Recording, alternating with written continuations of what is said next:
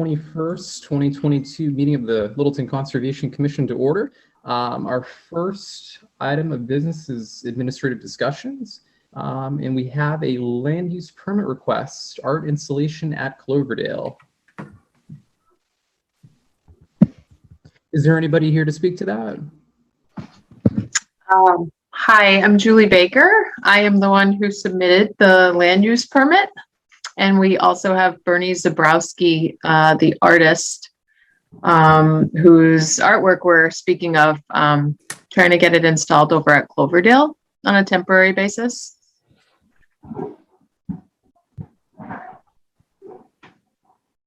Do you have a picture of it that you can put up, or I think I have one? I don't have it available on my screen. I did submit it as part of the land use, with the land use permit. There's a picture of it. There's also a video link. I'm in a meeting. Sorry. Oh, and here comes Chase. He said he was having IT problems. I think I've got. You have it, Amy? I have it here too. All right, yeah. I emailed it to myself.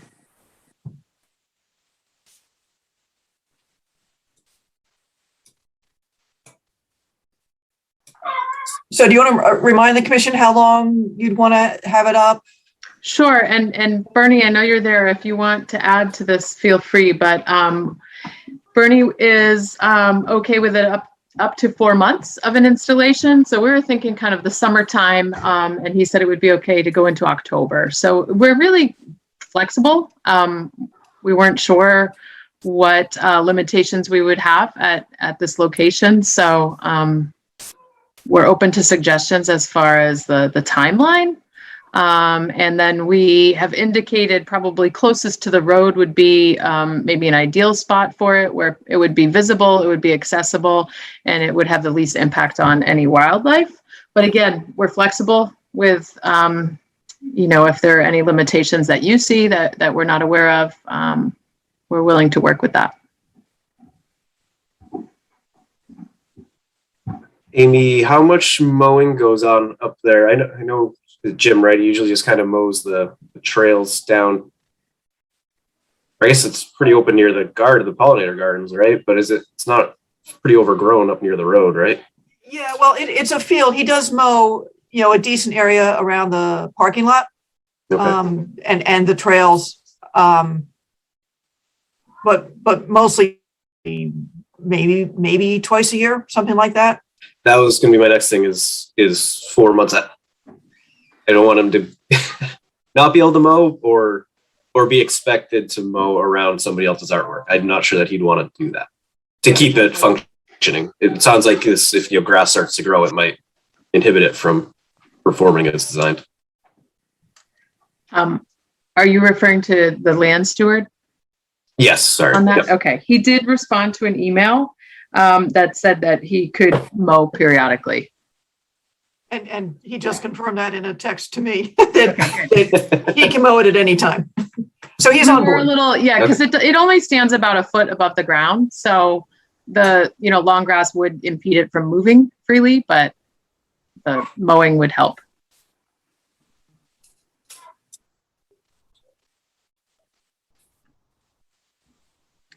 And in order to mow, would the sculpture have to be moved and put back temporarily? I don't believe so, but I was wondering that. So Bernie can speak to that. Can you hear me? Yes. Okay. I will situate the poles in such a way that a lawnmower could move among the pieces. So I don't think that would be a problem. Maybe every 4 weeks or so.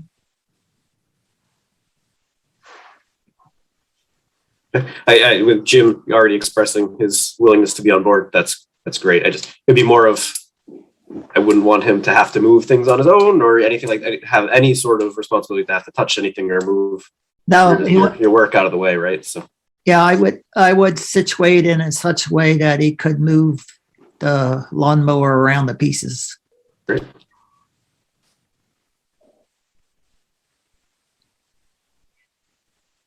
So Amy, do you need a motion here to issue the permit or not issue the permit?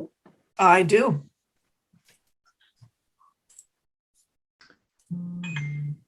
Make a motion that the board grant the land use permit for the art installation at Cloverdale. Second. All right, roll call vote. Kyle, Kyle Maxfield, aye. Carl, Carl Melberg, aye. Michael, Michael Livingston, aye. Brian, Brian Crowley, aye. Chase, Transcribe like that. myself, aye. It's unanimous. Thank you so much. When, Thank you. when do you think you'd put it in? In about a week and a half. Great. Perfect. I should say I made one change. I painted the two ends. One end's red, one end's white. It'll be more colorful, Yes. particularly viewed from the road. Okay. I do have one quick question about signage. Someone mentioned that there were signs used for the story walk. Those signs maybe are owned by Conservation Commission. Is that true? They're owned by the trust. Okay. So Actually. if we're able to use one of those holders, we would. If not, we'll figure out another way to have some type of sign also next to the sculpture, so everybody knows what it is, if that's okay. Yeah, the Right. library's about to have some story walks. Actually, I'm not sure. They might have their own frames at this point. I'm not sure. I can put you in touch with the people. That would be great. Thank you. All right, Julie, we should talk about that. Huh? Yes, we'll be in touch, Bernie. Okay. Thank you all. All right. Thank you.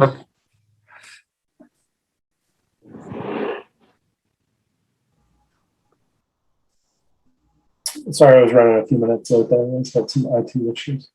I assume next up is a land use request for the wedding ceremony at Bumblebee. Yes, and I don't see anybody here for that. Hi, I'm here for that. Oh, I'm sorry. There you are. Here I am, yeah. Hi, I'm James Tierney. Yeah, I just was going to wanted to see if I could do a small ceremony at Bumblebee, just about 25, 27 people. We just walk up, do a quick ceremony, maybe take a couple of pictures and leave. There's nothing brought in, nothing, there's no one's going to be doing anything. It's just literally just walking in, quick thing, leaving. Commission have any questions on the application or for the applicant? Yeah, so I guess mine isn't on the application necessarily, but on when is this required? I mean, if they're just bringing a group of people up there to go for a hike and stopping to take some photos and talk for a bit. Yeah, I appreciate that he's come in front of us and taking that, maybe a necessary step. I'm just curious if. Yeah, it's hard when it starts becoming events, nature walks, or certainly anything anybody charges for. And when the Tierneys first approached me, I wasn't sure if they were going to have a tent or put up chairs or what was going on. But I figured at this point, better safe than sorry, and just get the. I completely agree. I'm just. It sounds like they will not be occupying the area Right. to the exclusion of others. No. Sounds great. I mean, your grandfather's trail is right there, so I mean that's Yeah. really special. Yeah, that's kind of one of the, I have fond memories of going there. We're looking to do something just quick and small. I've been with my partner almost 4 years, and so we were looking to do something small and local, and with my grandfather's trail right there, and just the good memories of always sledding in the over the winters. I thought it'd be a fun, just easy down the street place to take a couple of pictures on the bench and say hey to the trail and that kind of thing. Now, right now, there's a lot of poison ivy in the trail. Although I think Jim's been out there recently. He has, yeah. Do we have Peter's bench there?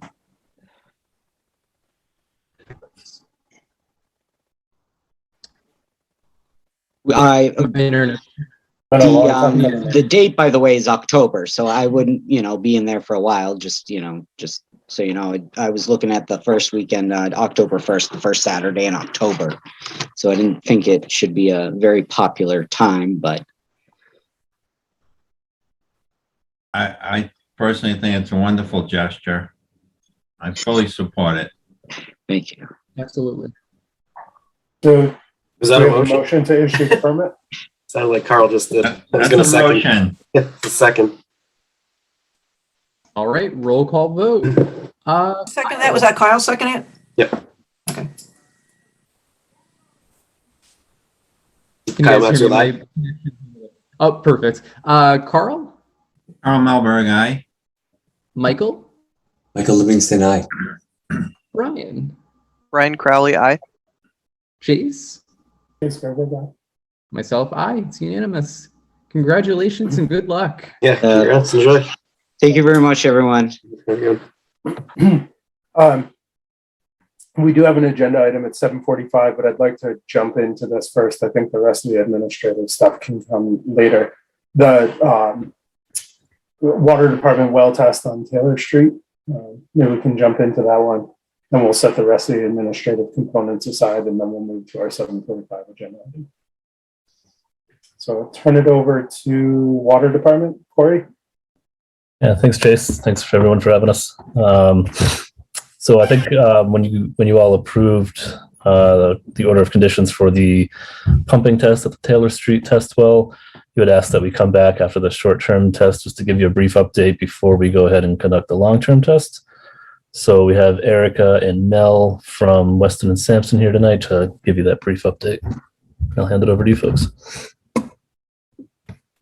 Great. Thank you, Corey, and thank you to the commission for having us this evening. This will, in fact, be very brief. I will just share am I able to share my screen? Yes, please. Able to. Okay.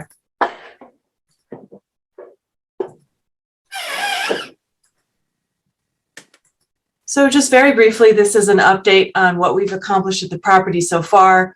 In May of this year, we completed the 8-hour pumping test, which you were informed about.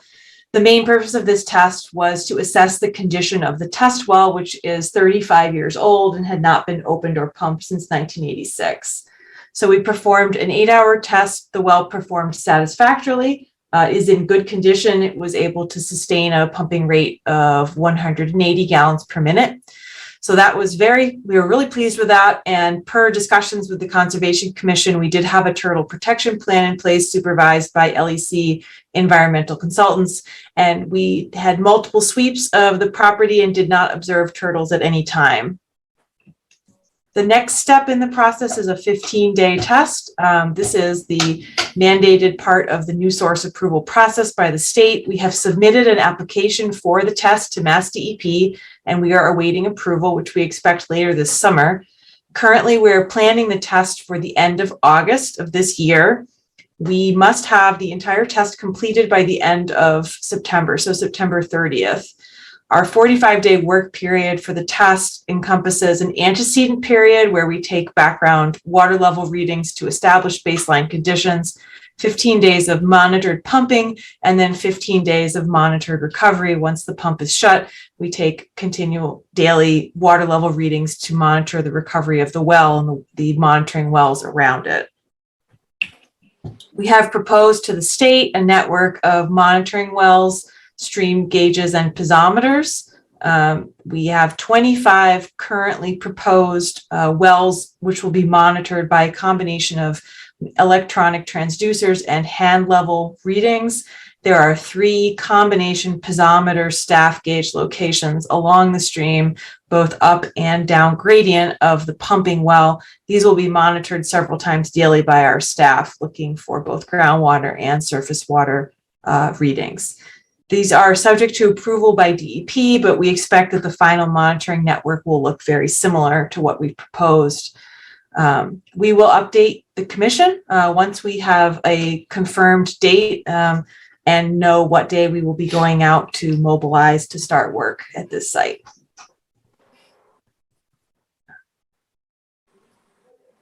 And that is all I have for that. Any questions from the commission? Yeah, I have a quick question on that monitoring plan. It looked like most everything was existing that you'll be using. Yes. But the piezometer staff gauge pairs, can you just describe what that will look like? As far as piezometer, at least, those locations are in the river, is that? Those will be in Beaver Brook. Yep. So near the shore, so accessible by one of our personnel wearing waders. Those will not be in the middle of the stream. And they're just in the water, right? There's not, what's your setup look like for those? Yeah, so we generally drive a piezometer, and then attached to the side of the piezometer will be the staff gauge. So they'll be in the exact same location so we can make a comparison. The piezometers are generally steel with a stainless steel screen at the bottom, usually driven 2 feet into the competent material. So below, through the muck layer, however thick that is, and then several feet into the sand and gravel below the stream bed, so that we are getting groundwater into those rather than surface water. And are you thinking like you need a small rig to do that, or is that something that these would be staff can installed handle? with a hand, basically a hand driver? Yeah. So there would be no machinery mobilized. It would be on foot and by hand. Erica, would you mind to flip that proposed plan up again real quick? So Yeah, sure, no problem. Location.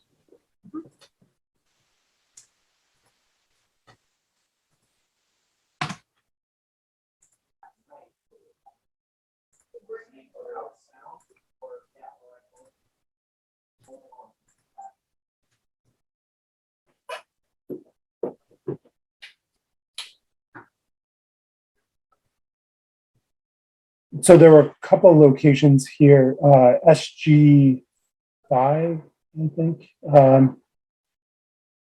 Just wanted to confirm, essentially all of these proposed locations don't include mechanical installation. They're all manual installation.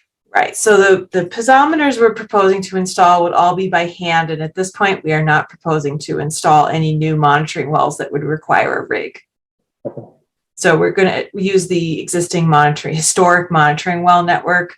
Some of those may need to be hand developed to be cleaned out, but that would again be on foot mobilization of hand tools only.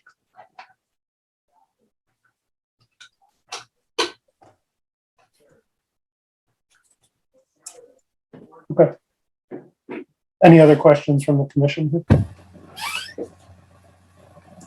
And Amy, the order of conditions that we had for this allowed the 15-day test as well, right? So this is just an update. You don't need to take any specific actions, correct? As you said, it was just one of the conditions that they give you an update ahead of time, so. Very good. Thank you all. Thank you. Okay. Thank you for having us. Move on to our 7:45 agenda item, report on the I-495 spill. I'm not sure who we're turning this over to. Yep, Mr. Donat. Oh, no, yeah. I'm here, Amy. Okay. Go ahead, Michael. Thank you very much, Amy. Thank you, all of you, for giving us this opportunity. Just for the record, I work for Millennium Environmental, Inc., and we represent Ferrara Towing and Recovery Company.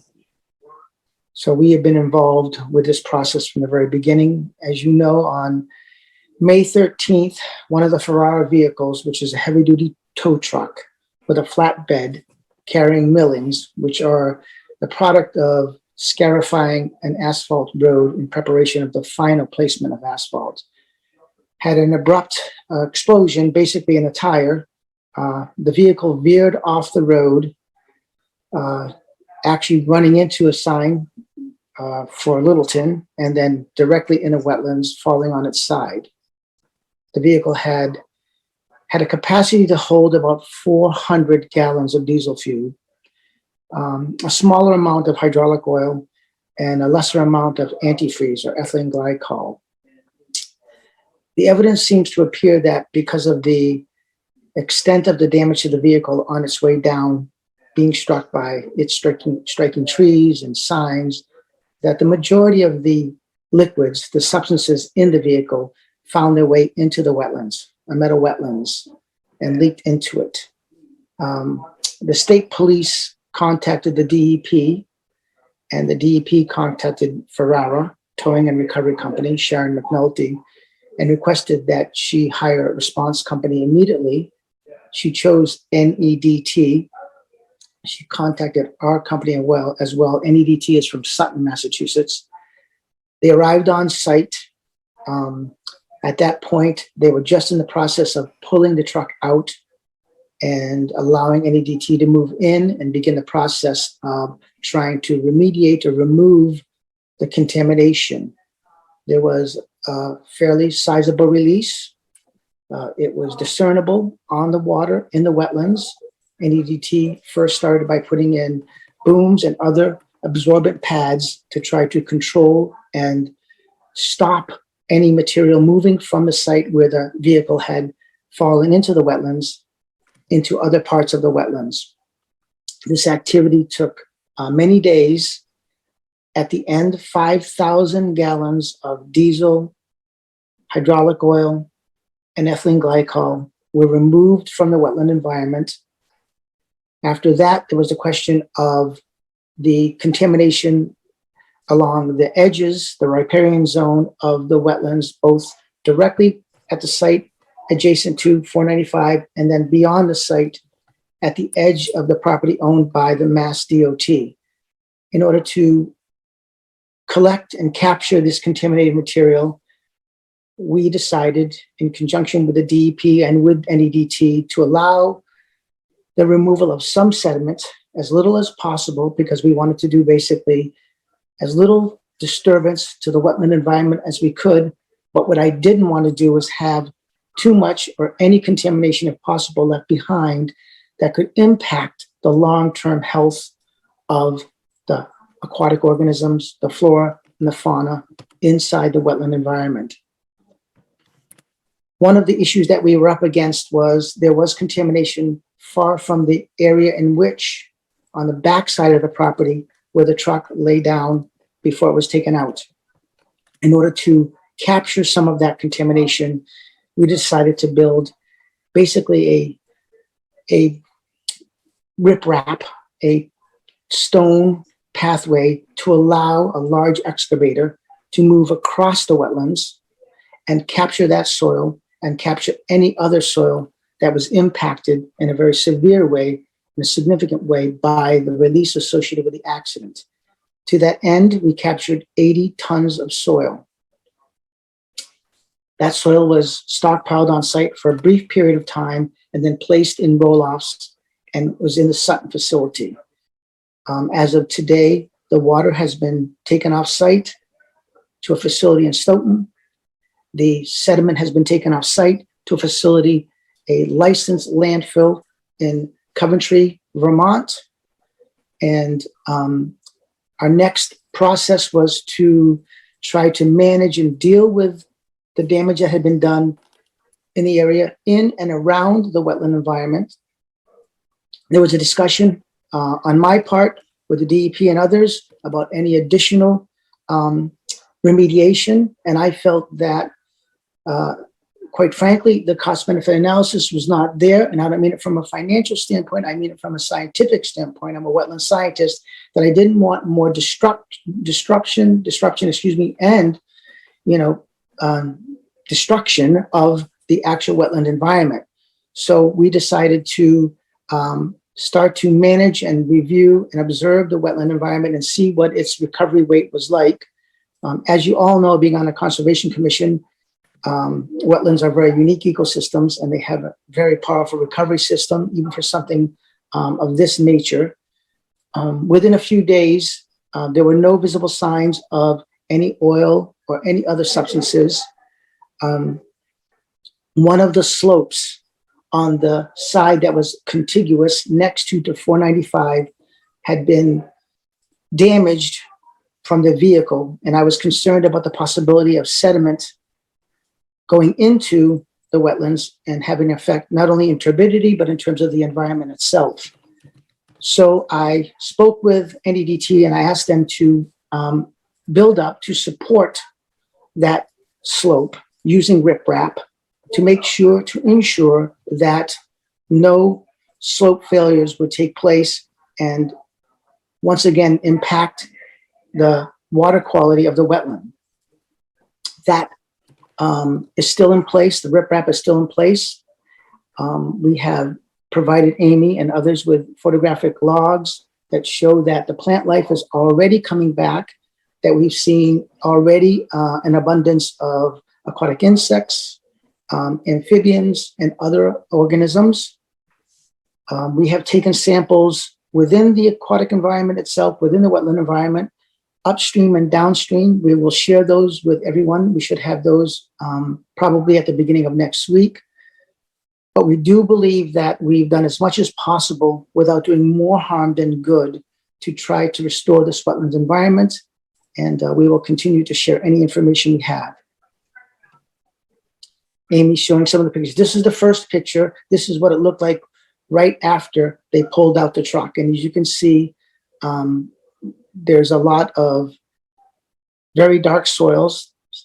Obviously, some of them showing contamination. There is floating product. The next picture shows you how we use this riprap so that we can get into the wetlands, trying to do as little as possible in the way of damage to capture additional contaminated soils. And then after we had felt like we had captured and recovered as much contaminated water and as much contaminated soil, we decided to shore up the slope.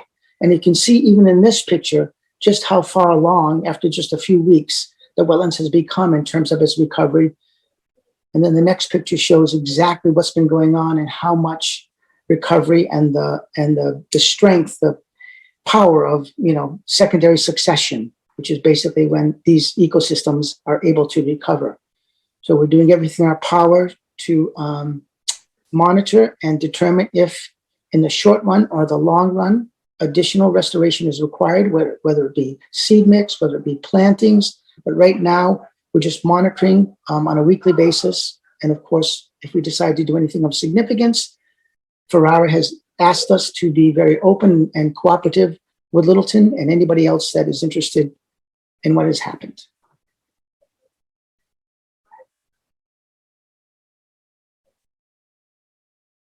If anybody has any questions, I'd be more than glad to respond to them. What's, Oh, sorry, go ahead, Carl. I was gonna say, what's going on with the riprap? Has that been removed? That what you're seeing is going to stay there for a little bit longer until I feel comfortable that the slope is stable, and then we will remove it.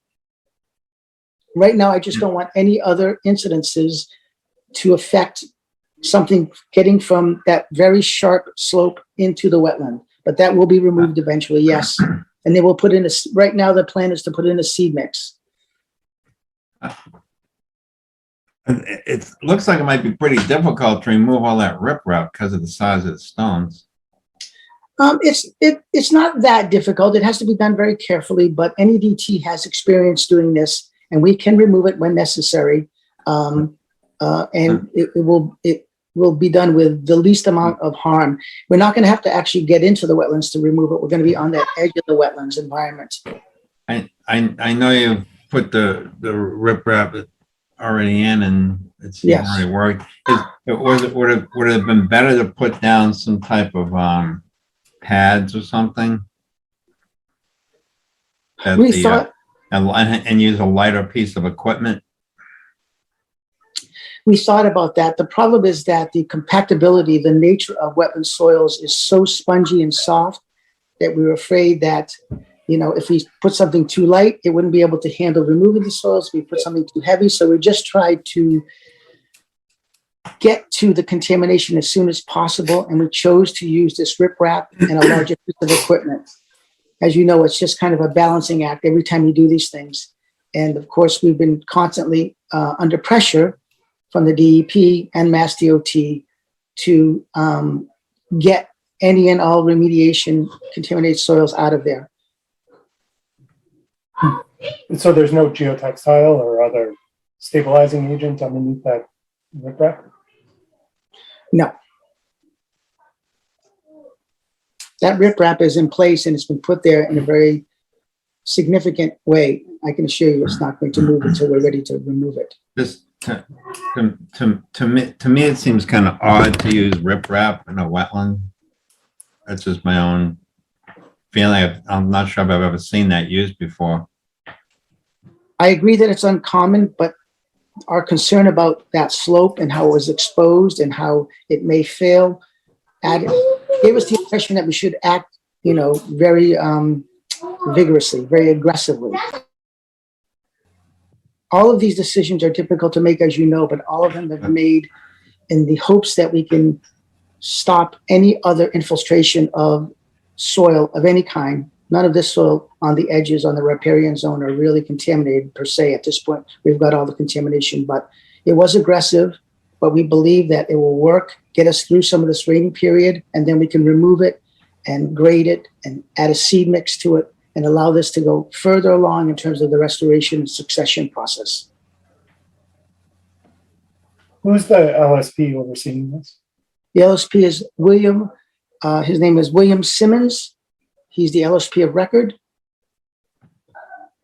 Alan Duncan has been in charge of the remediation, and I have been in charge of the wetlands. Are we within a zone 1 here? Talk to me about the drinking water resources. And I'm not exactly familiar with where this location is, but I know Corey's got some wells not too far away in Beaver Brook. So I am uncertain about that. Mr. Williams has been working. That's like the first thing you do in an environmental cleanup. How do you not know if you're in a zone 1 or not?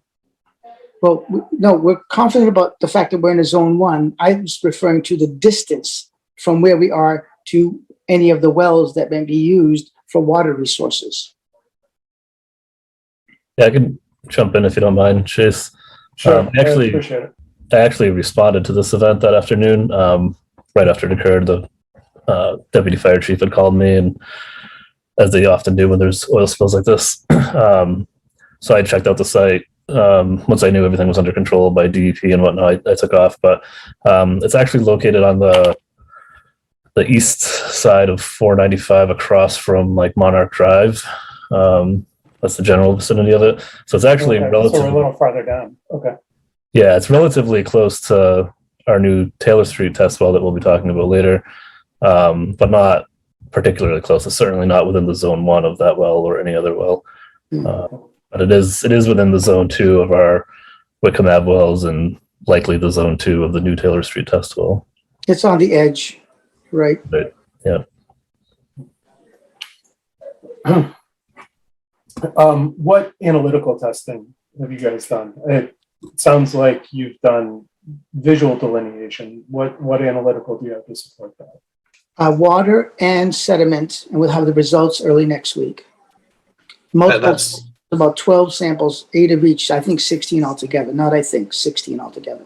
Okay, so that's Water confirmatory post remediation sampling? That is correct.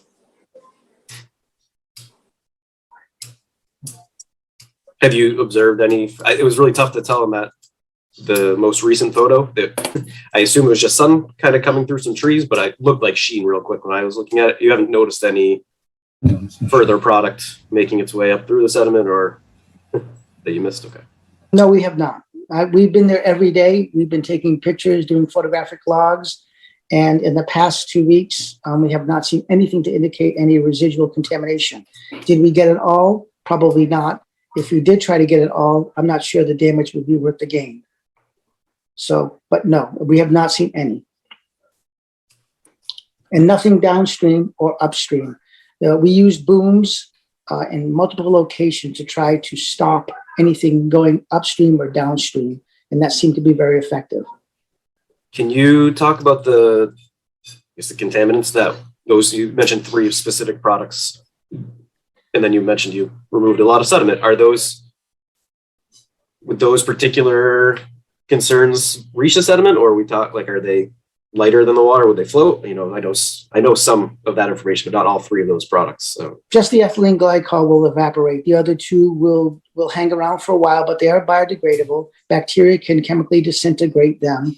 The reason why we're so aggressive about getting those sediment soils out is what we're trying to avoid is any bioconcentration of those or biomagnification of aquatic organisms or flora or fauna. So yes, it will take a while for them to break down, but bacteria are more than capable of biodegrading hydraulic oil. They're more than capable of, the antifreeze will volatilize. The hydraulic oil and the diesel, they will biodegrade. They're bacteria are more than capable of breaking them down. But again, we tried to do the very best we could to get the majority of the major contaminated soil and water out of there for that express reason. The data will tell us. When we get the data, that will tell us what's going on, what the levels are in water and what the levels are in soil. We'll have that early next week, as I said, and we will share that with you. You said 5,000 gallons, 8,000 gallons of water? We took out 5,000 gallons. The capacity of the truck itself had two 200-gallon tanks on either side. And then there was a small amount of hydraulic oil and of antifreeze. But quite frankly, all of what was in the vehicle, except for a very, very small amount, did make its way into the wetlands. Right. So it just sounds like a lot of water.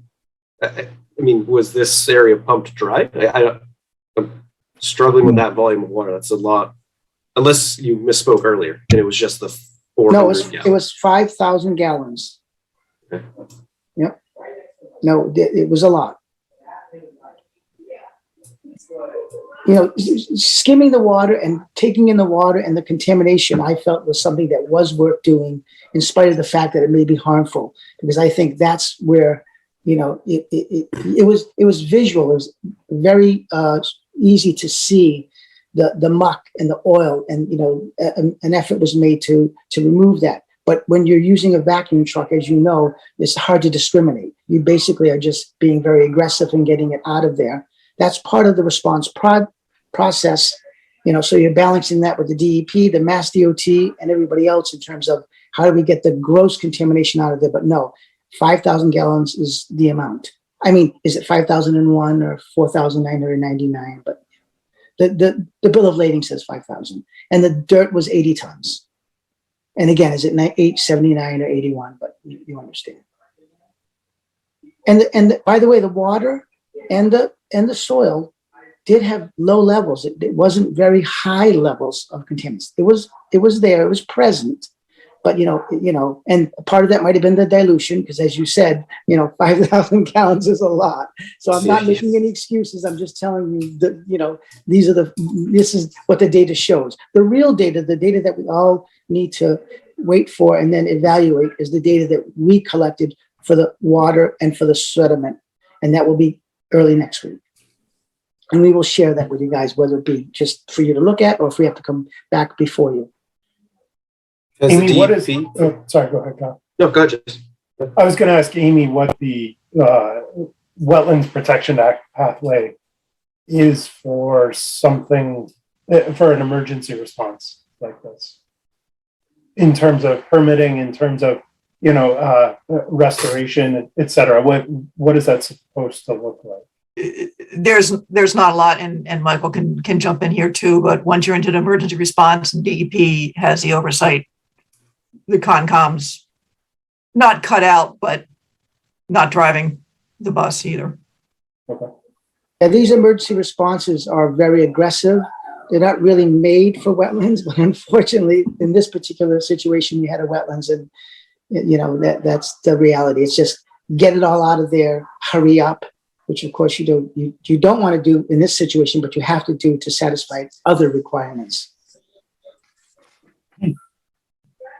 Yeah, so that was going to be my question, or it's on the lines of that. Is the DEP satisfied with what you presented with them and have done to date?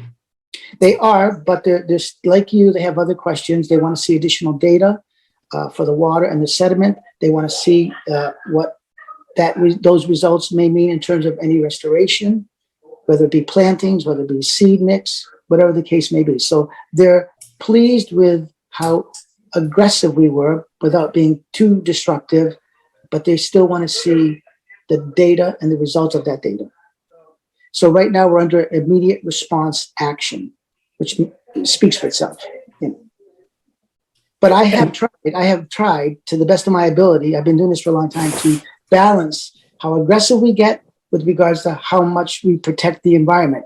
And you can imagine, you know, a vehicle laying sideways, releasing all of this material into this wetlands and, you know, getting it out of there and then trying to do whatever's possible to get rid of the contaminations in the sediment, which is a source, right, as you talked about earlier, and the contamination in the water, which is also a source.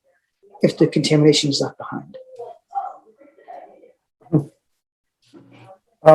Couple questions here in terms of the release and the IRA and so on.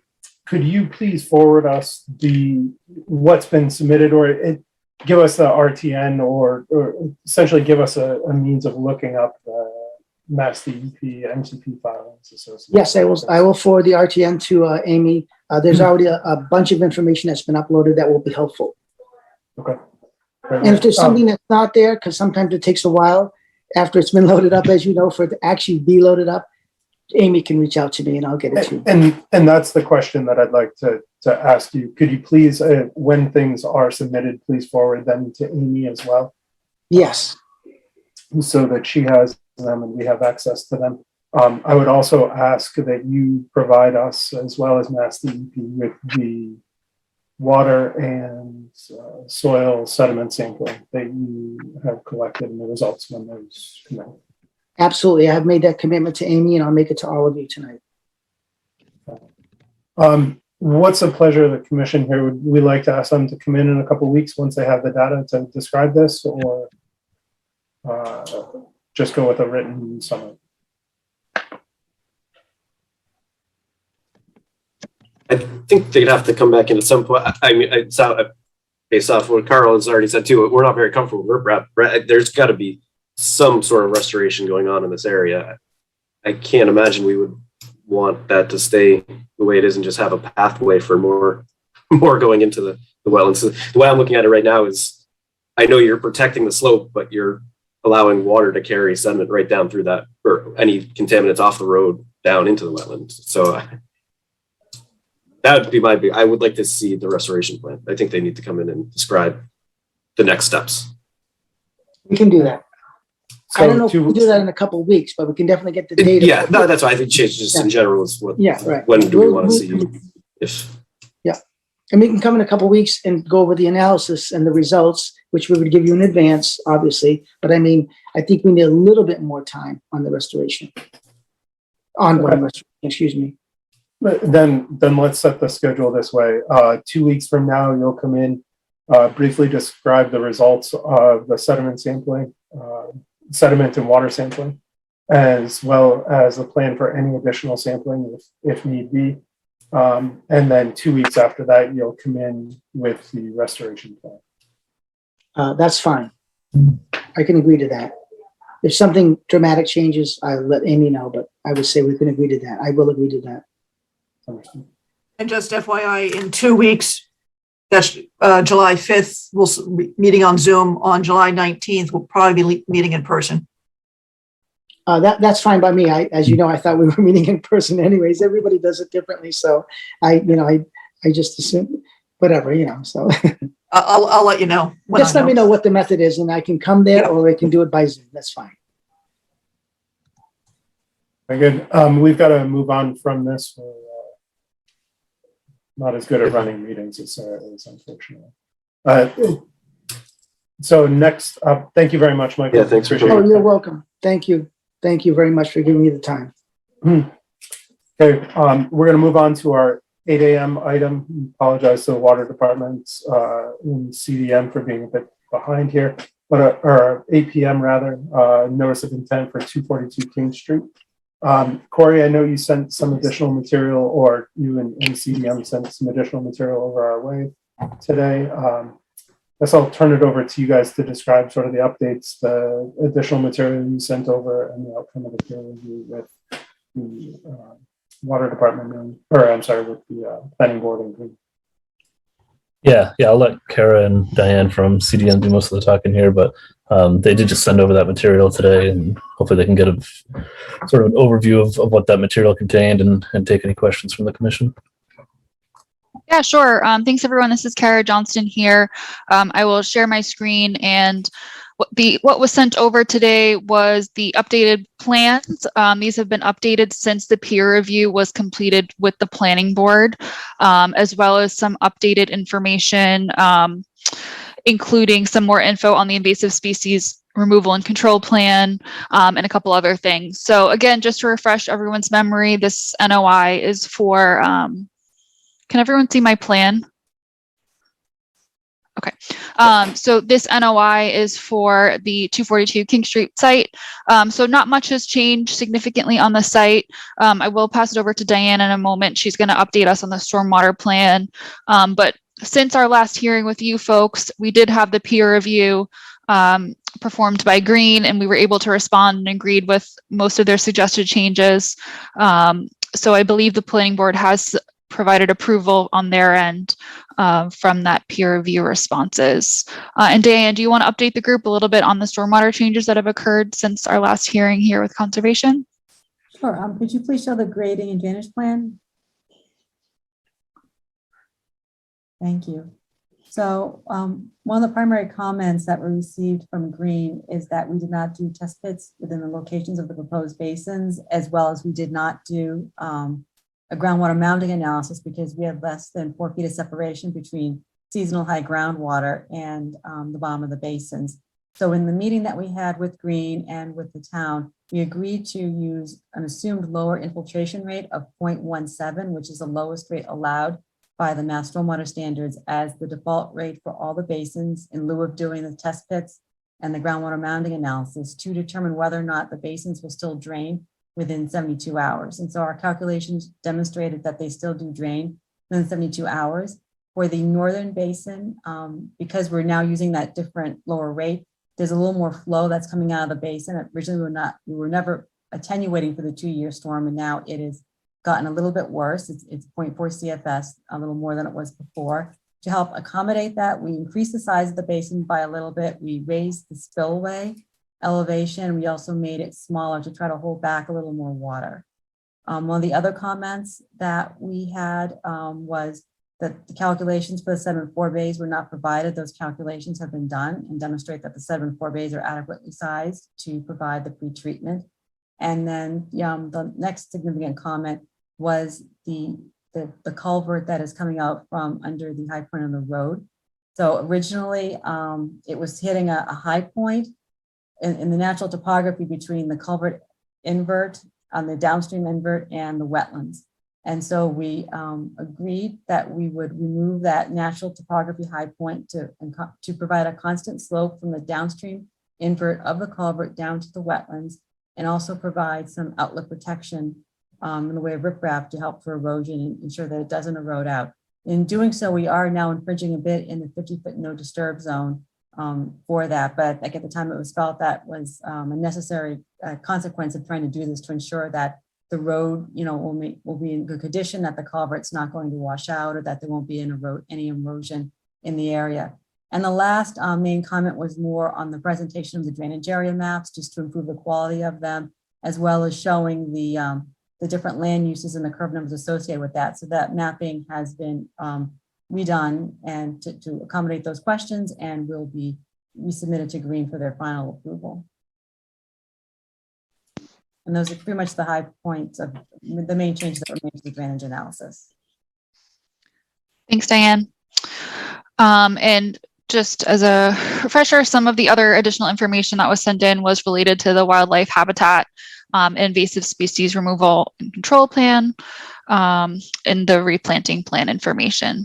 So I know Maggie was trying to call in, but if anyone has any specific questions, we can answer anything that you have.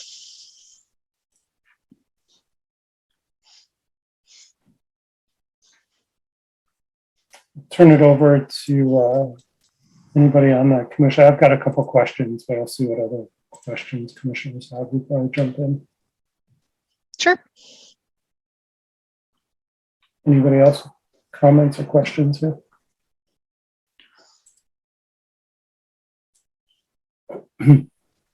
Well, in lieu of that, Diane, could you talk me through a little bit the stormwater flow that we see here? I guess I didn't totally follow the changes that you made, and help me understand where things got larger relative to the original plan. The only basin that got slightly larger was the northern basin, the northern end of the site. The other basins were unchanged. It was really those basins. No, the other one, that one got slightly bigger. The other basins were unchanged from the previous submission. We just demonstrated that they, given their footprint and with a lower infiltration rate, they are still able to drain within 72 hours. In the peer review, there was reference to a collapsed culvert, and maybe I had missed something along the way. Can you explain where that collapsed culvert was located? Yeah, I can. This is the collapsed culvert is actually pretty close to the vicinity of the proposed new culvert. The water department did investigate it. I think Amy, you may have seen it out there with us too. It's completely collapsed and not functioning as a culvert to this day. And it was never taken into consideration for any of the calculations, existing or proposed, because it's a non-functioning. It was non-functioning. Okay. And in this construction, that collapsed culvert, my understanding based on the comments or the responses was that that'll simply remain in place. Is that correct? Correct.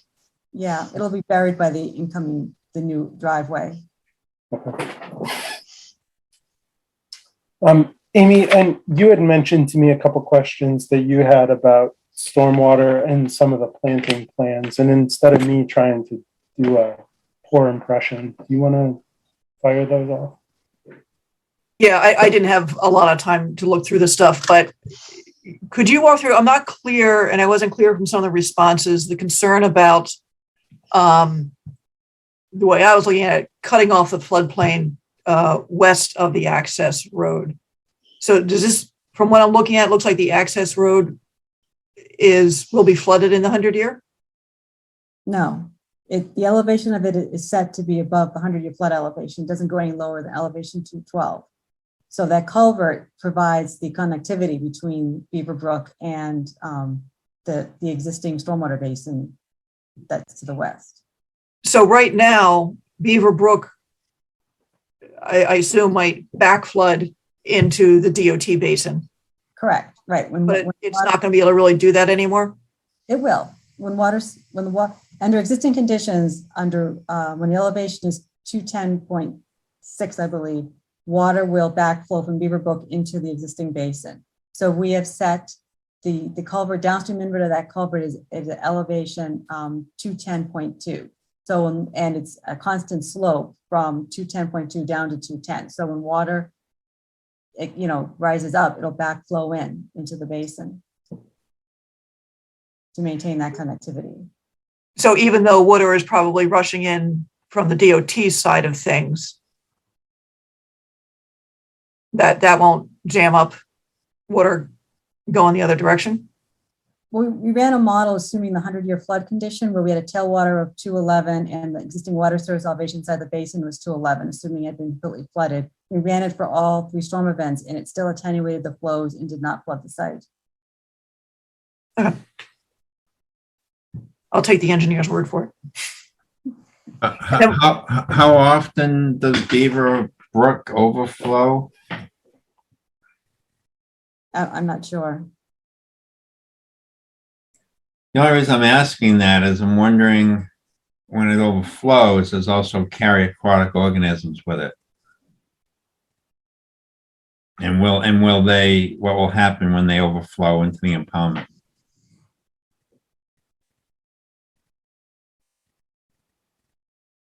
Are you thinking in particular in the context of invasive species, Carl, or are you thinking in the context of... I'm sorry, what'd you say, Chase? Are you thinking in the context of invasive species? No, just aquatic species that are in Beaver Brook. Fish. Getting trapped. Basically getting trapped. Which, wouldn't that be existing conditions too, though? I don't know. Is that the existing condition? I mean, the existing condition doesn't include a culvert under the road. But the water source elevation has to get to above elevation 210.6 to have that connectivity between the two. So if water eventually were to drain down, something could get trapped in the existing basin. This is Magdalena. I called in. There's no connecting wetland between the DOT basin and the BVW associated with Beaver Brook. There's an upland area there now.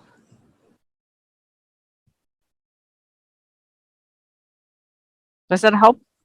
But it's connected in at least the 100-year storm, if maybe a smaller storm too.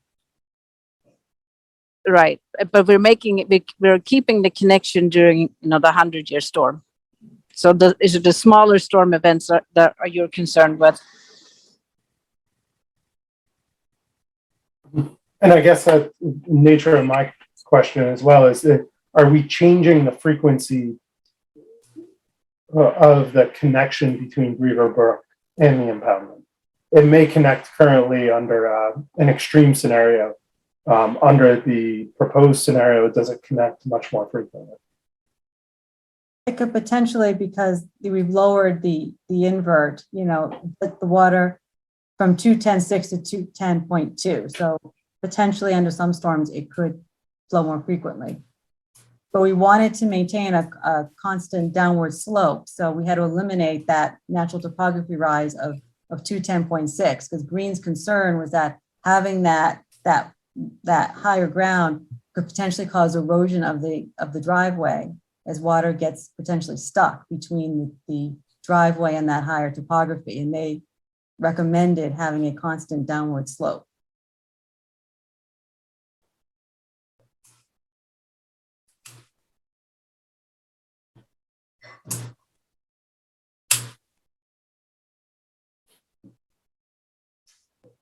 We also received a bunch of information today related to fountains and so on. What's the commission's appetite with respect to moving forward on this? I'm sure the applicant would always prefer we close things and move on and issue an order of conditions, but given that those came in today, I'd like to take everybody's temperature on their interest in taking a look at that in more detail, or entertain closing it tonight, and which you would prefer.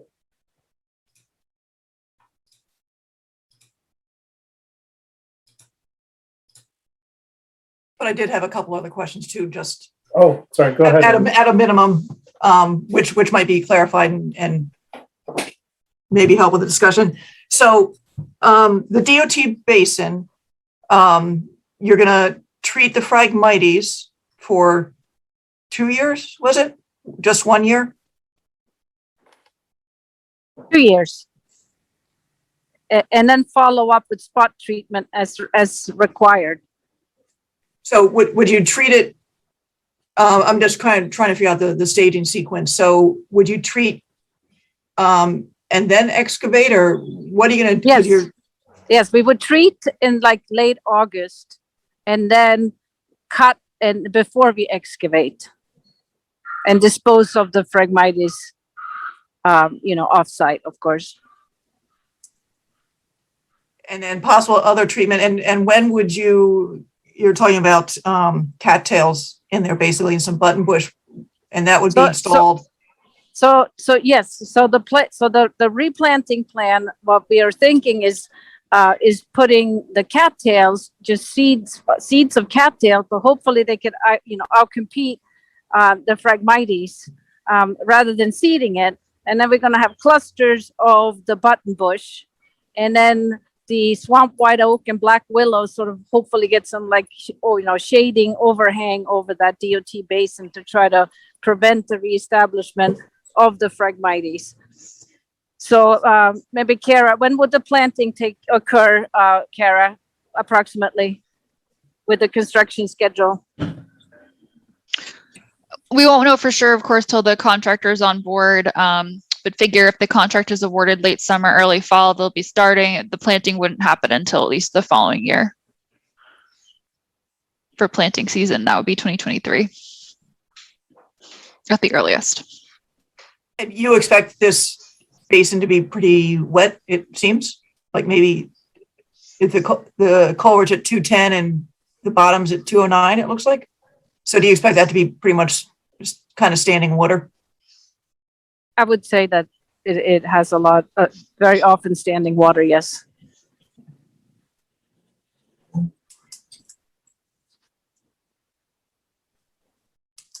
So I would say offhand, the planting plan that I saw on the species used all seem perfectly appropriate to me. The only real minor comment I had is maybe some more willow, but that's not very important. I'm struggling a little bit though with the idea that we've got an infiltration basin with a whole bunch of constant standing water in it. Well, That's not an infiltration basin, is that right? The large basin, no, just the smaller basins are. just a small. And they've been designed to drain within 72 hours. That's, you know, the analysis that I demonstrate.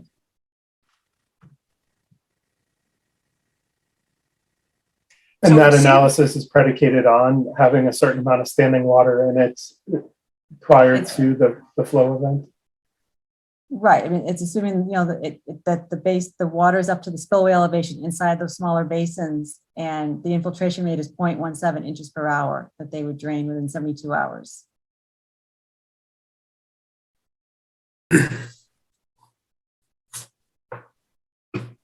So it seems, among other things, the commission,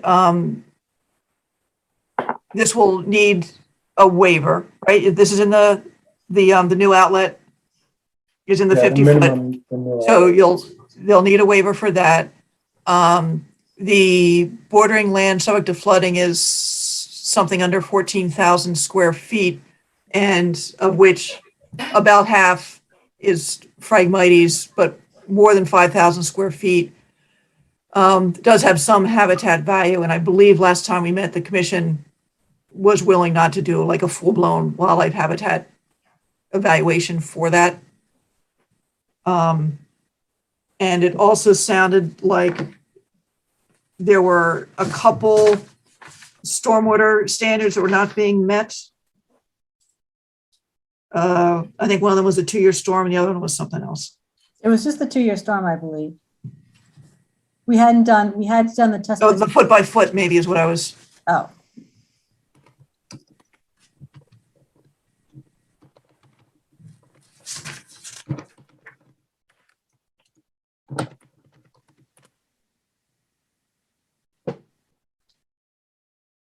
Oh, the TSS. That might have been the one I was thinking about.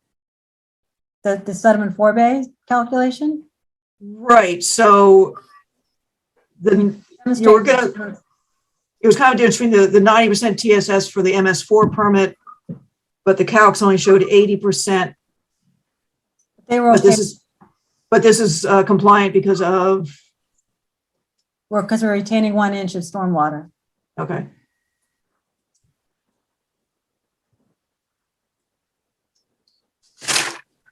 So I'm assuming the commission would just need to find it. I can't find it now, whatever that difference is in the 2-year storm, at least find that to be insignificant. Or acceptable, or whatever. So I think right now, though, the first question for the commission is willingness to go forward based on the information we have, or do commissioners need additional time to review the material that was transmitted to us today? I need somebody to express an opinion here one way or the other.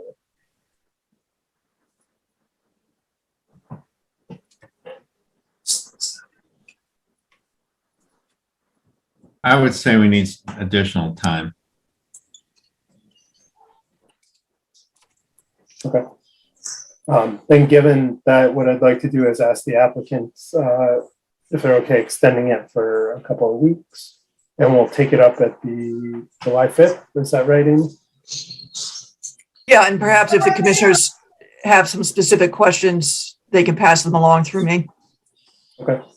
Ahead of time might help. And for me, I would find it very helpful to have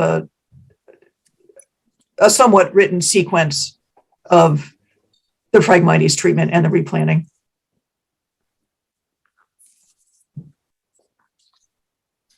We'll get any questions to Corey and CDM. Let's say if commissioners have questions, I'd like to have those put together by, say, 4th of July weekend.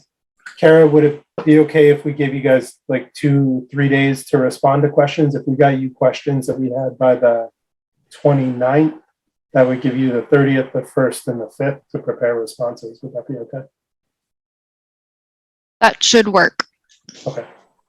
I'll try and get them to you sooner, but if I want to make sure I give the commission enough time to get those taken care of too. Yep, we should hopefully be able to make that work. And Amy, can you just repeat, you needed a timeline related to the invasive species removal plan? Yeah, when the treatments were going to occur, when the excavation was going to occur, when the replanting might occur. Okay. Okay, so commissioners, your homework is take a look at what came in today. Get questions to Amy by the 29th. Amy, you'll package those up, send them out to Kara on the 29th if any come in, and then we'll discuss those and the material that came in today on the 5th. I would anticipate, though, that short of new information, the commission should be prepared to vote on the 5th to either issue an order of conditions or not.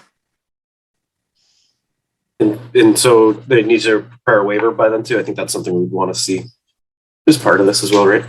That's right. We would. Do we? If they're unaware of it, or I mean, I'm sure Corey's aware of the waiver process, but or is it? Corey, yeah, we have this waiver process. Corey, have you heard of it? Well, I'm aware.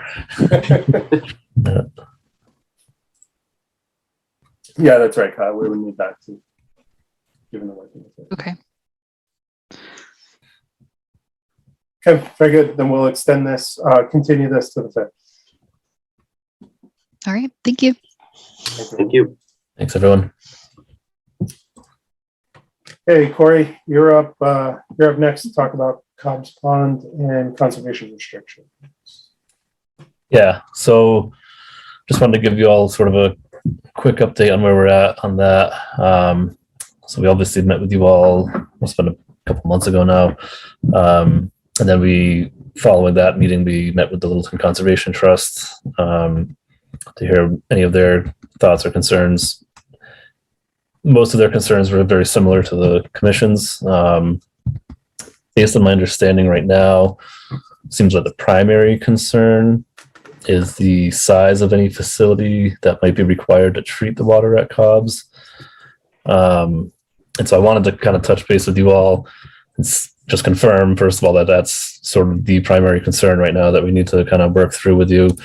And if so, ask the question, is that concern primarily with us, the water department potentially bringing in water from off-site for treatment here, or is it more just the size of the facility in general, even if we were only treating water from the Cobb's wells?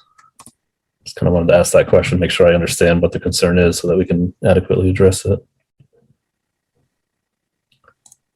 Or are there other concerns I didn't bring up? I think that's one of them, Corey. So let's take that one first. I think what we had discussed whenever the last time we spoke on this was certainly part of it is the concern associated with treating water from other non-Cobb well sources. Any commissioners want to weigh in on how they view the size of the facility to deal with water from Cobb wells versus non-Cobb wells?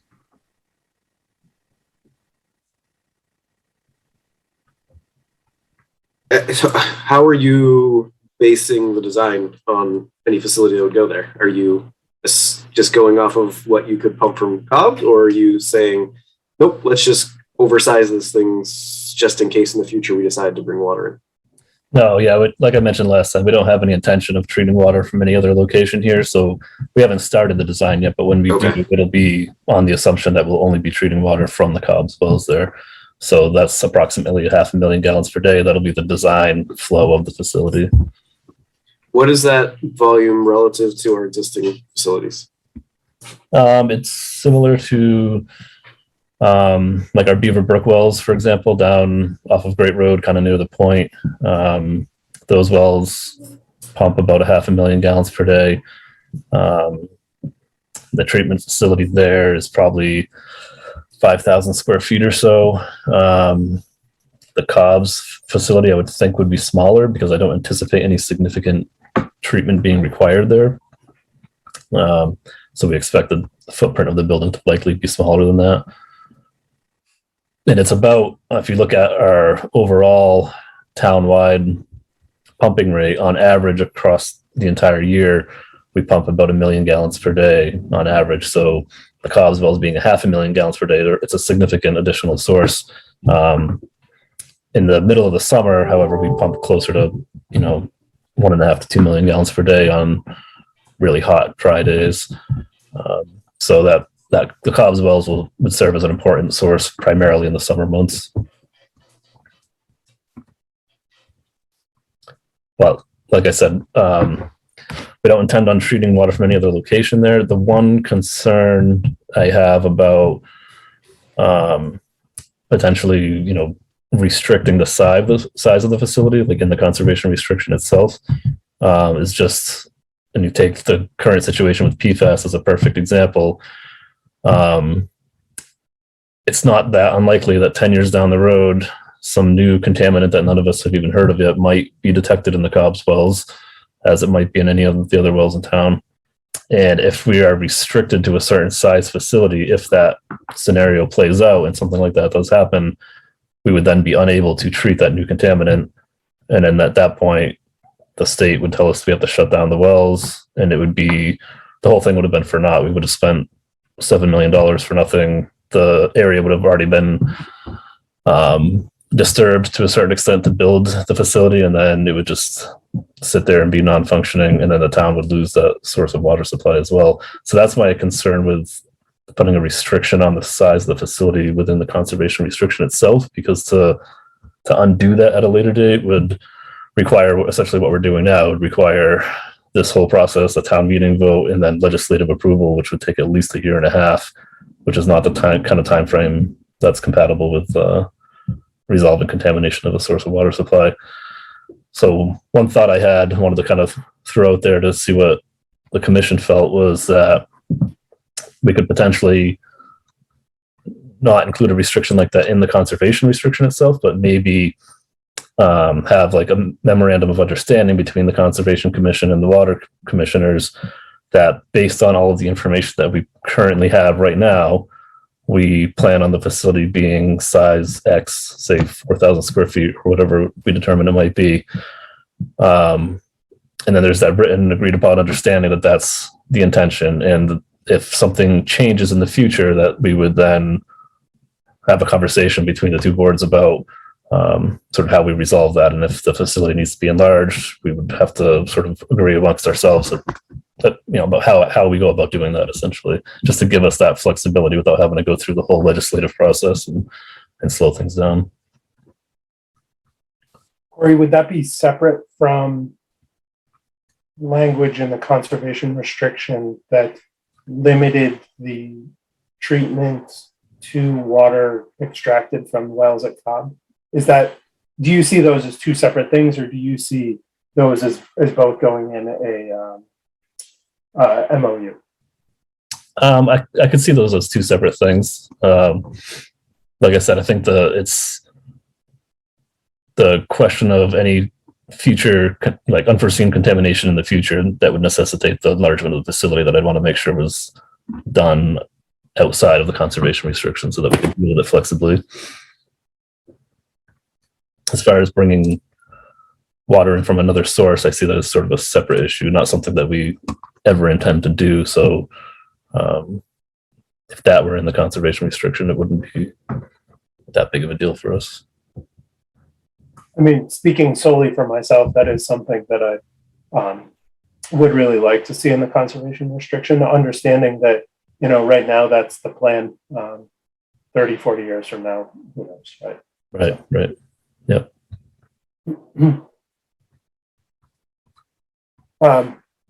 Any other commissioners want to weigh in on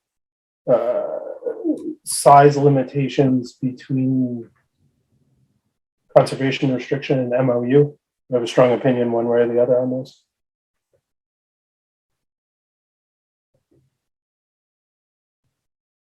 No? Another thing that was brought up during our discussion, Corey, was some requirement, some agreement that any monitoring infrastructure, wells that needed to be installed would be installed and monitored with the least invasive means possible. Yep. I don't know if the least invasive means possible is the right language, but that's the essence of it. Essentially, we don't want to see a 20-foot wide gravel road out to a piezometer. Right. Yeah. Yeah, it's a pain to go install it. Yeah, somebody's going to have to walk through the woods to monitor it, but Yeah. such as that. Yeah. I wouldn't have a problem with that. I think all of the monitoring wells that ever would be installed have already been installed anyways, so I wouldn't have an issue with that kind of language in there. And I don't think what we were talking about a couple of weeks ago is, trying to restrict your ability to do those, but rather to make an informed decision, right? If you had to put in a more intensive crossing in some location, then so be it. But we would do that on a location by location basis. Yep. Were there any other specific issues that Michael, Kyle, Carl, Andrew, Brian, anything else that you guys had that you wanted to see there? One thing that did come up a couple weeks ago, Corey, is I think the Conservation Commission, in this scenario where adverse is not the right word, but where we're not 100% aligned, we might want some things that you're not totally comfortable with and vice versa. We were trying to figure out the right legal representation structure for that. And there was some discomfort with working solely with town council, understanding that they're sort of trying to live with a foot in both worlds. Mm-hmm. I don't know if the water department had given that any thought. I know, Amy, you had talked to Anthony about the potential of maybe bringing someone in to work with us so that town council was free to solely represent the water department here. Do you have any thoughts on that, Corey? Amy, any input on where we got to there? I briefly talked about it with Ivrea this morning, and she mentioned that her and Tom Harrington were going to have a conversation with Anthony about it. I don't know if that happened this afternoon or not. Amy, I don't know if you heard any updates on that today. No. Yeah, so I don't have too much beyond that. Maybe we'll just stay tuned on that and see where they get to. Mm-hmm. I think the last question we had for you, Corey, was schedule.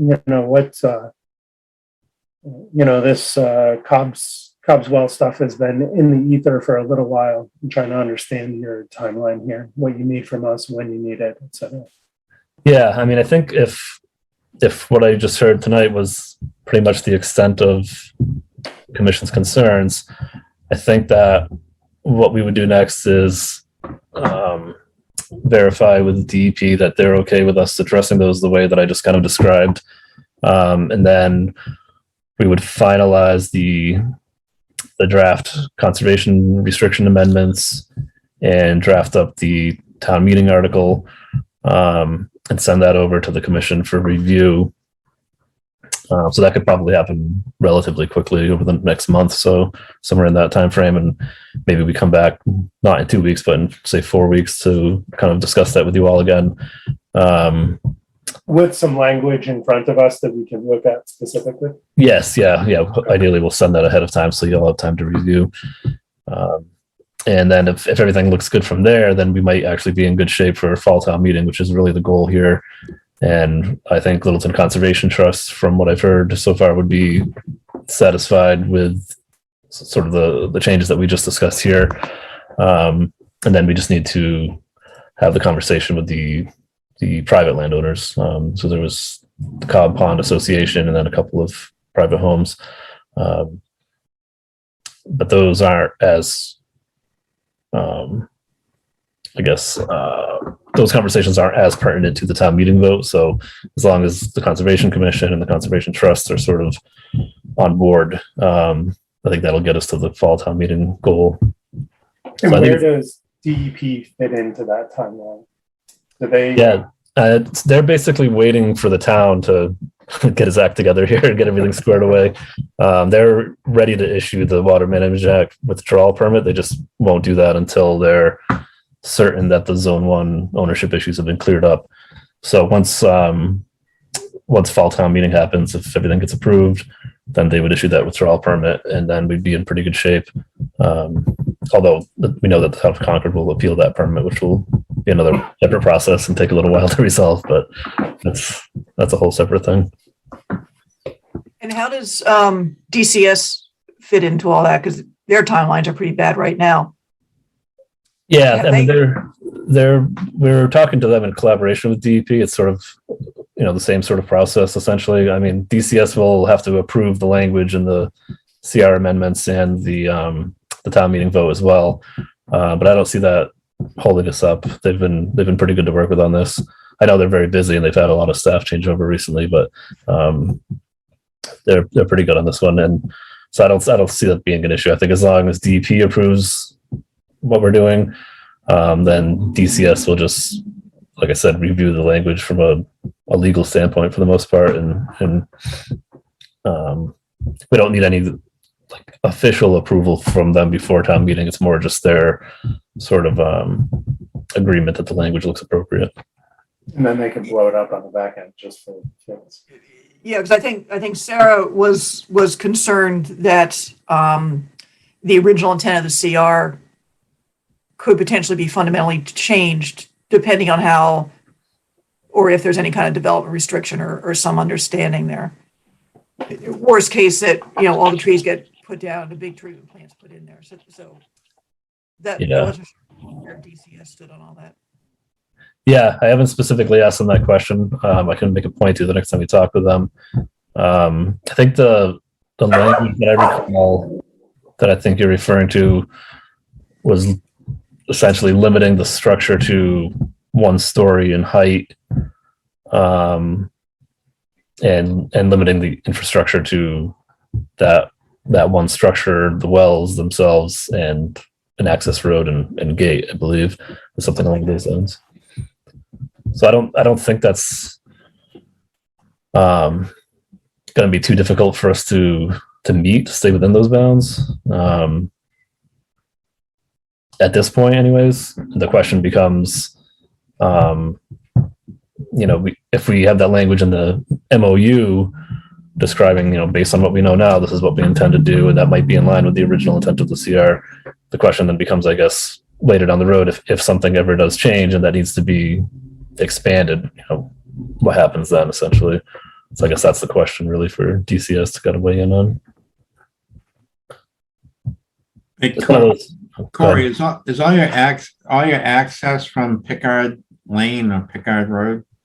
No, it's actually off of Cobb Lane, which is a small cul-de-sac off of the Neshoba Road. Okay. Okay, gotcha. Down, all right. Actually, mentioning Sarah, though, rewinding it all the way back, I know one of Sarah's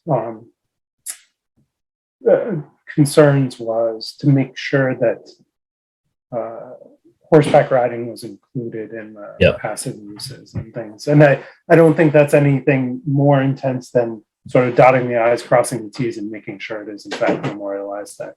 And as long as everybody understands that to be the case and it fits within the definitions, I'm sure she's good with it. But let's not lose track of that one too, because that is uniquely important to her. Yeah, yep. I know we already added that language to the CR amendments, so that's in there. Okay, very good. I figured that one would be pretty non-controversial. Sorry, it'd be after me if I didn't remember. They're not going to be able to go anywhere because I don't think LCT allows horses. So just going small loops.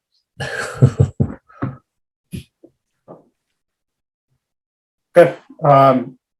And unless there's anything else from the commission or Corey, you got anything, then we'll plan on talking to you in about 4 weeks' time, hopefully with some language in front of us to go through. And so we'll run down the council thing. I'll follow up and see if there was a conversation between town council and Anthony. I mean, do you want to push that now? Wait until another month goes by and we actually see the language? I feel like we want to get that in place before that. No, I don't think we want to wait, even if it is waiting a month. But I think they should get there. And if you're trying to meet town meeting, Yeah, especially in the sense that if we are going to bring on someone other than Yares and Harrington to support the Conservation Commission, what I don't want to do is hold the water department up for 2 more weeks while our council is reviewing stuff to get up to speed, right? Maybe there's a few days that she might need to look at it or something. So I'd say we continue to pursue that and understand our options there. Maybe 2 weeks from now, we can make a decision on what we're going to do there. And then that will give, whoever we might bring on board, if we do bring someone on board, enough time to get up to speed so that when we see Corey in a month, they're well-versed and we don't lose the momentum that we've built. Yeah, although I will say conversely, the commission might be in agreement with what LCT is looking at with their council. So they may be carrying the water on some of this too. That's certainly an option. Yeah, I think a middle road that we could pursue, right? We'll look over their shoulder. So let's see what Tom and Anthony put together. So.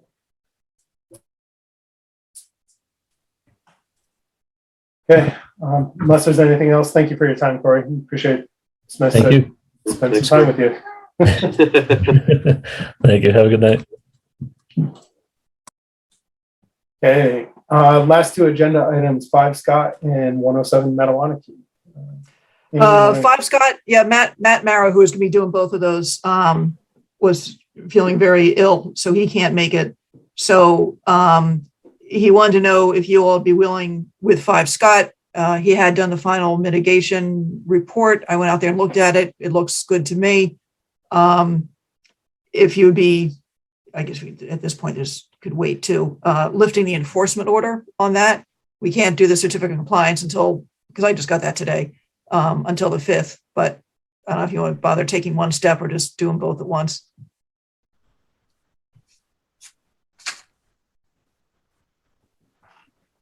We have a motion here, or we can. I guess I don't have a problem on lifting the enforcement order based on what we saw last time. It looked pretty good to me. I don't see any reason we need to keep the enforcement order on. So is that a motion to lift the enforcement order on 5 Scott Road? Yes. Yeah, I make a motion to lift the enforcement order at 5 Scott Road. I'll second. All right, roll call vote. Kyle. Kyle Maxwell, aye. Chase. Chase Gervig, aye. Michael. Michael Livingston, aye. Brian.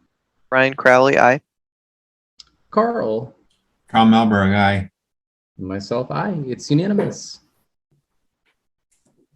Then, so 107, they just asked to be continued to July 5th. And I don't know if anybody else who wanted to see the site, you're welcome to go out and look at the site or walk down. It's actually pretty easy access.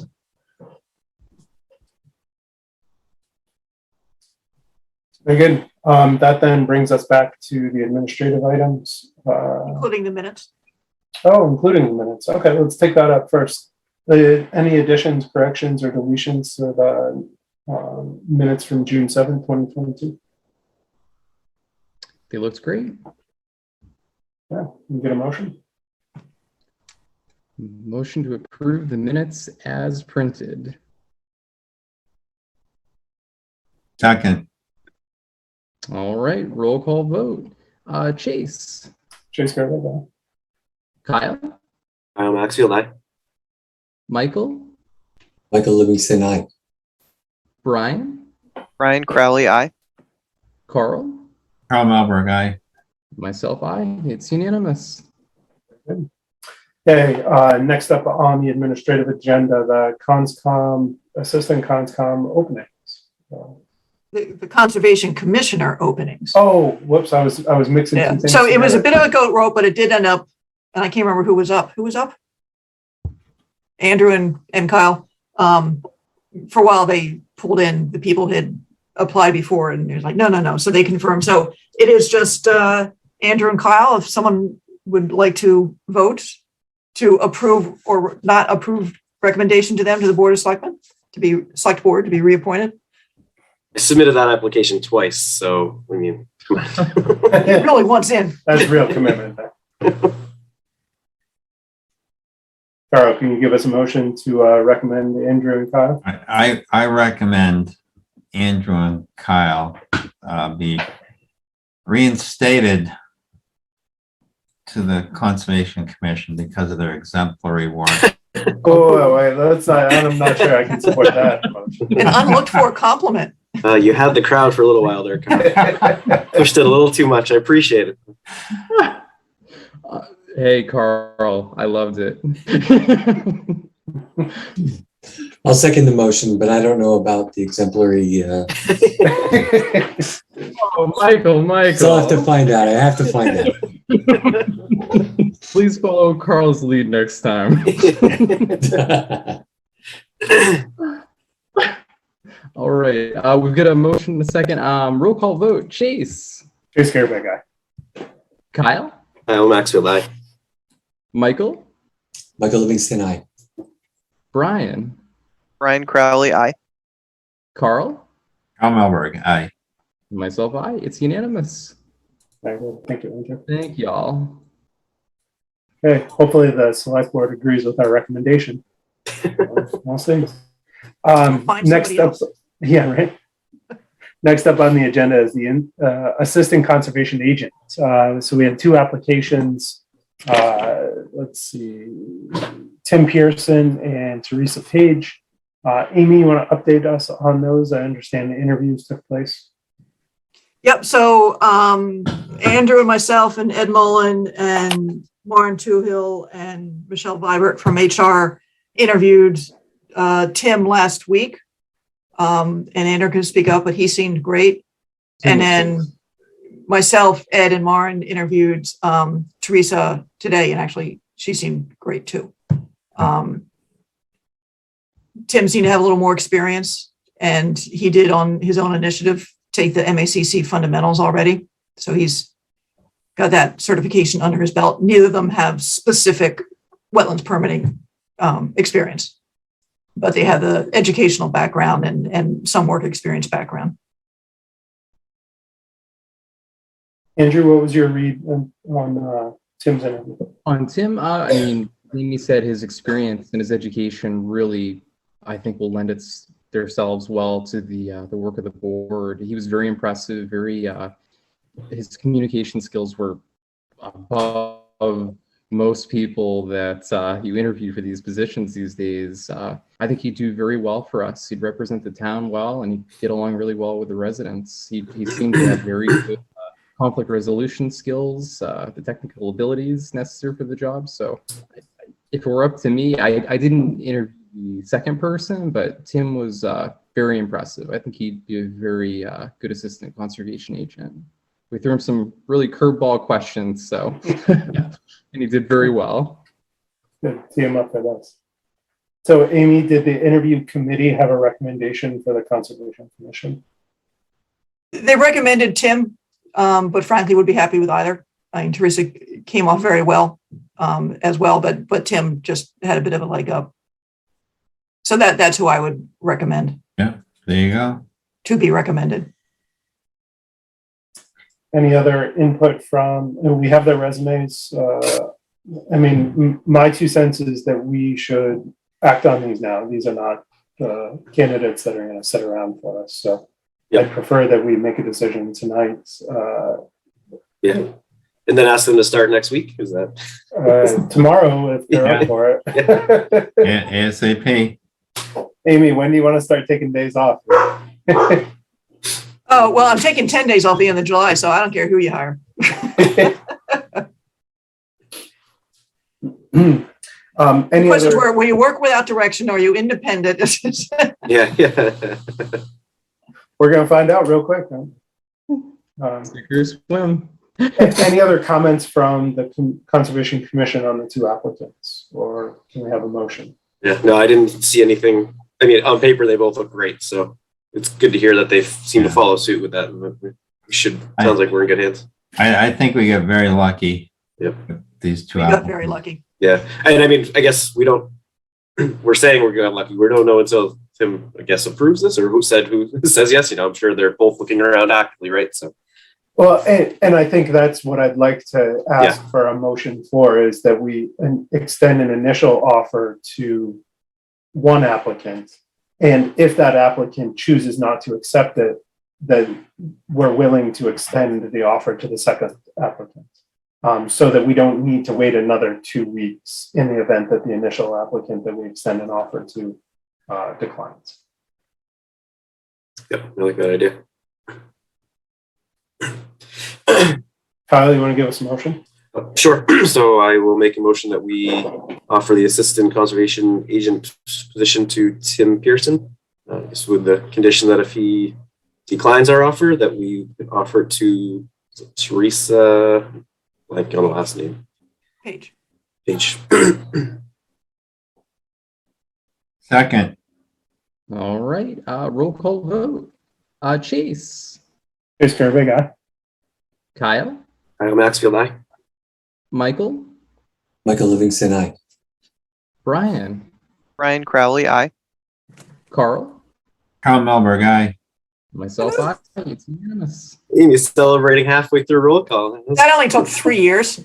It wasn't our fault, Amy. Don't. No, it was not your fault. Okay.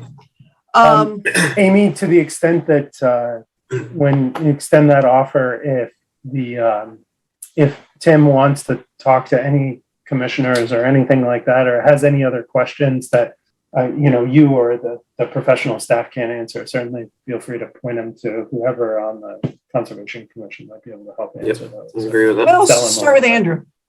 Yeah, absolutely. I think that's perfect, especially because Answer any questions. Andrew had a big interview day that day. Should I move along here? Yeah, next up. Sidewalk scheduling. I wasn't sure if you might want to consider doing sidewalks before the people come in, especially on some projects, to maybe speed things along. Yeah, I think applicants definitely get frustrated that we're like, well, we should really see this site first. And that might be the only reason that we continue, is just for us to see the site. I would fully support taking a look at these sites before the applicants come in. All right, well, I'll see if I can arrange it. The only new filing I think we'll have for July 5th is 25 Juniper, the wall next to behind 22 Woodland, which I think everyone's pretty much seen anyway. So I don't know, Brian, if anybody who didn't see it wants to see it, let me know, and I can get you out there pretty easily. Brian, But if it's like something right new across the comes street in, from you. pardon? I said it's like right across the street from Brian. Yeah, I Right saw across that the- one. I think I was there with you, Amy. I can't remember anymore. So Yeah. yes, that's right, you were. Whatever. Okay. Might not want to get into it tonight. The tree removal approval, minor project approval policy. The only main reason I put that on is there's someone at 12 Cricket. There's 2 dead trees on the edge of Spectacle Pond that are about to fall either on their deck or possibly ripping out the bank when they go as well. And the approval says 1 tree. I would like to approve these 2 and get them to do some plantings, but I don't know if you want to make them do an RDA. They are rotten in the middle, and they actually had an arborist out there that when I was out there looking at them. And so the 2 choices here are either an RDA or authorize you to handle it under a minor project approval. Yes, yeah. I would say just handle it, Amy. Yeah. Okay. It sounds like they went through the right process, and if you're talking to professionals that have already looked at this, it's not 2 people just saying, hey, I think these trees need to go. Then right. Yeah, they're both red maples, and they're both, just going over the edge. If they fall, they're going to take the bank with them. It's that kind of. Well, situation. it's going to create more of a mess if they fall. Yeah, they know they have to leave the stumps, and I'll figure out some replanting with them, but probably lower, tighter stuff than another tree. Okay. And I just wanted to add in 11 Middlesex, which you'd approved a septic system, I don't know, 2 or 3 years ago, something like that. I noticed that they had put in a gravel parking lot in the 100-foot buffer zone. I think just sheer luck, they stayed out of the 50. So I've sent them a letter asking them to come in and figure out what's going on over there. And I also want to ask if you guys, the Williams CR is just about ready. And I think you looked at that one and didn't really have any issues on it. And the Hager Homestead CR, after a year, has come back and I think is probably ready to go to EEA. So I don't know if anybody wanted to see those. More than happy to send them around and we can, kind of vote to move them along on the 5th. Or if you've read just enough CRs.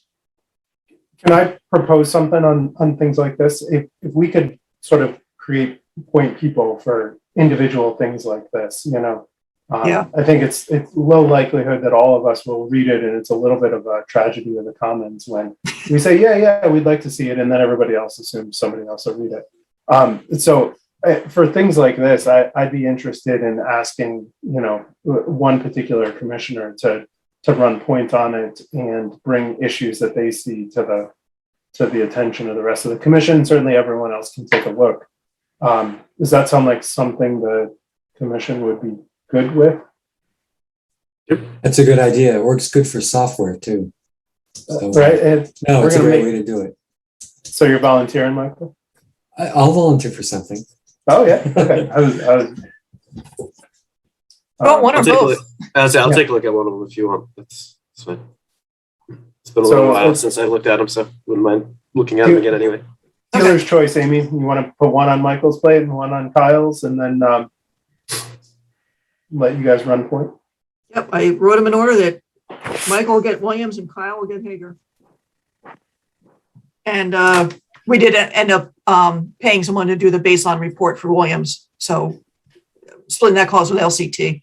And we went out there, I think it was last Saturday or something, and knocked most of it off, and he'll be writing that up. Excellent. So I get 2 more points. Where are we with the Cooper farm? Yeah, I couldn't make it out there, sorry. Are we Yeah, the basins, basin 4 is just like, gross scuzzy water in it right now in cattails.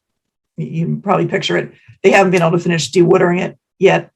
Basin 3 is looking fine. It is dry. The gravel bed along one side of it is not clogged, doesn't appear to be clogged up as far as I can see. I do not know what Highway wants to do about the fact that it's operating with a plug in one of its pipes. When I walked around the outside, it looked like a landscaper had been using the really nice construction access around the berm to throw grass clippings and stuff off the side. So I sent too easy access. So I sent the fields a note and said, can they ask them to knock that off? I don't think it's even in the buffer zone, but they're just going to keep doing it. Whoever was doing the landscaping. Right. So. And yeah, I would imagine that Highway wouldn't want just to rely on a plug in one of their manholes, that should be properly mortared up. It's going to deteriorate over time eventually, especially if it goes from wet to dry at any certain point. Pipe was there for a reason, so I don't know if it's going to screw up the functionality of the basin, but I guess. I think that pipe was there because they made a mistake, honestly. I still don't understand why there was a low point on that manhole. Yeah, I'm with you, Kyle. I don't do a ton of stormwater, but something seems wrong. And they couldn't justify it. Nobody came in. I mean, they were willing to put a plug in it right away, right? Like they didn't argue with you, or any of us. Well, I don't know if that took a lot of thought on their part. If the pipe shouldn't have been there, and I think they were just like, oh, problem solved. And for better or worse, the road and therefore the infrastructure has been accepted by the town.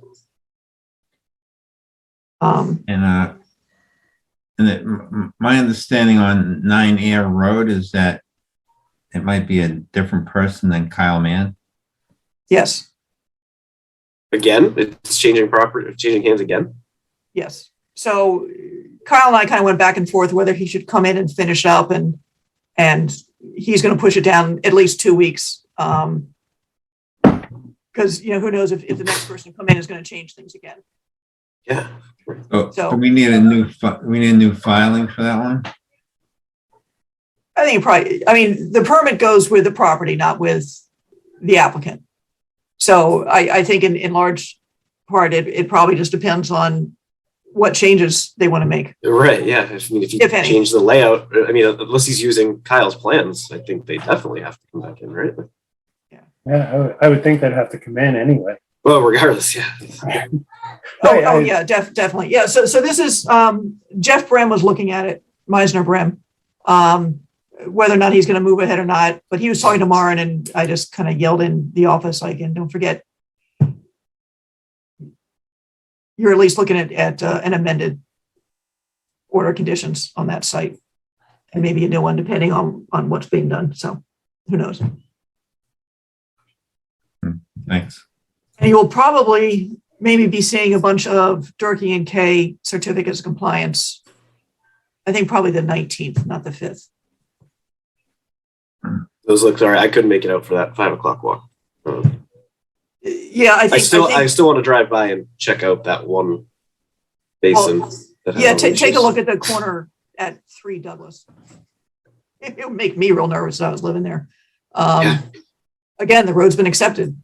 So I mentioned it to the highway director, to Public Works, to Steve. And I think at some point, that one's pretty straightforward. I might try to walk them also out at Cooper and say, this is a situation. Conscom has a little bit of hook left here. So if you need something, let me know.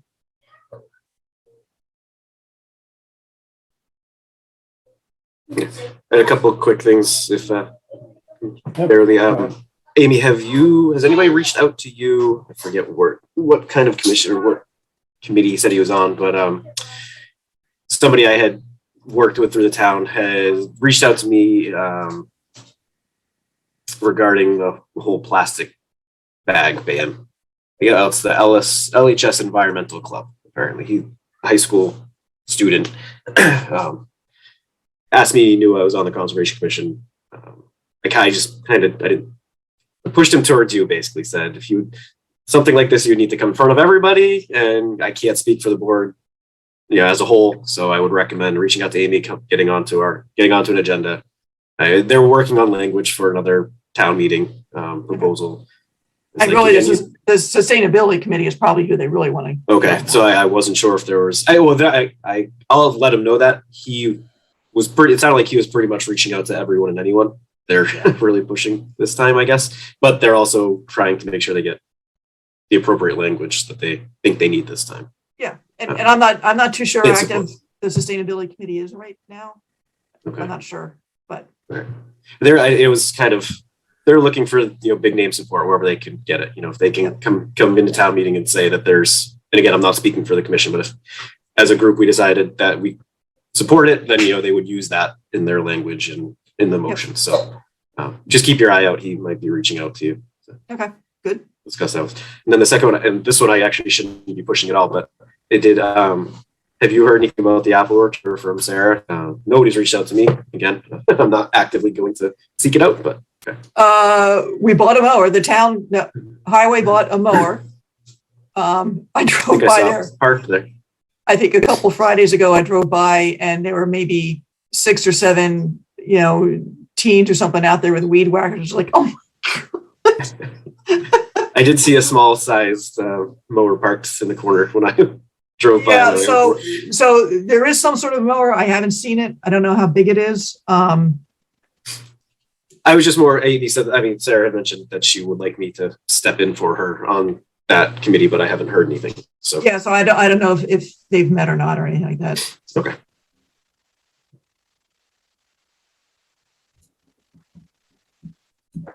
You'd probably ping Sarah. I've had some text message exchanges with Sarah Kyle. So okay. Yeah, I can reach out to her quickly and ask her. I know she's busy with camp starting, so Yeah, I haven't been able to connect with her on the phone, but text message is Okay. this work. Sounds good. I'm all set then. Anything else, Amy? I do not think so. No. I think we're looking for the most important motion of the night. Oh, actually, you know what? Just step back for a second. I see we have, I'm sorry. I see we have someone here still. I want to make sure that there isn't something that we haven't addressed that a member of the public wants to bring up. Beth Rouse?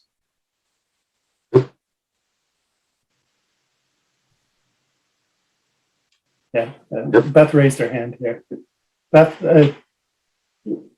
Amber, should Beth be able to speak? I don't know, Beth, we can't hear you right now. Go ahead if. Okay, this is Rob Rounce, Beth's husband. No, I'm sorry. No problem at all. I was just listening in, trying to learn that sidewalk might be not be necessary. I am the owner, along with my wife, of 25 Juniper. It's on your July 5th agenda. So no, just trying to listen since things have happened in the house behind me, trying to pay attention and understand process, flow, etc. Very good. Yeah, so with that, I think we'll look for a motion to adjourn.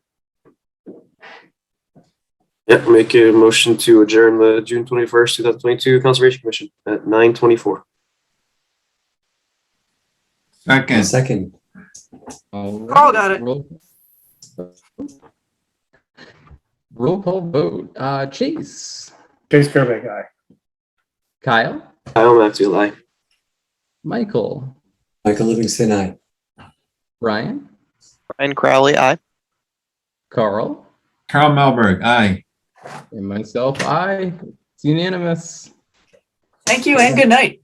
Have a good night. Good night, everyone. Good night, everybody.